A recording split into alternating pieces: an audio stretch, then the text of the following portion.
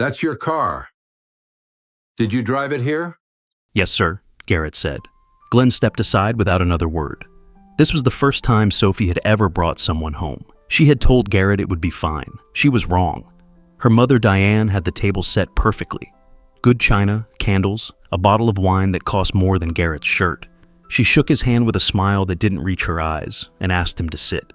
The question started before the appetizers. "What is it you do, Garrett?" "Real estate," he said. Diane tilted her head. Are you an agent? Glenn set down his fork. "Sophie mentioned you drive a truck. Nothing wrong with that, of course." He let the pause do the rest. Garrett didn't flinch. He just reached for his water glass. Diane refilled Sophie's wine. She did not offer any to Garrett. By the main course, the tone had shifted completely. Diane looked at her daughter and said, clearly and calmly, like it was a perfectly reasonable thing to say at a dinner table. Sophie, I just want you to think about your future, about stability.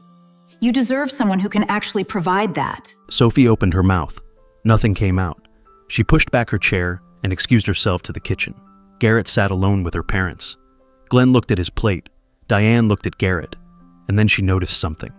When Garrett reached across the table, his sleeve pulled back slightly. Diane's eyes stopped moving. She had collected fine watches for years. She knew exactly what she was looking at. Richard Mille, limited run, the kind of piece that doesn't sit in a display case at a mall, the kind that moves between people who never need to explain what it costs. Her hand moved slowly to her phone. She typed his name, Garrett Weston, CEO of Weston Group.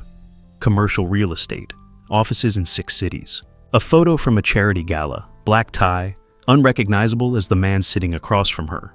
Sophie came back from the kitchen and looked at her mother. Diane opened her mouth, and for the first time in Sophie's life, her mother had nothing to say. Garrett stood up, thanked them for dinner, and waited for Sophie by the door.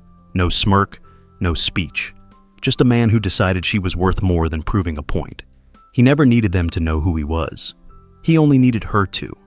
Think about the last time someone wrote you off before they knew your story. Drop a comment. You might not be alone in this.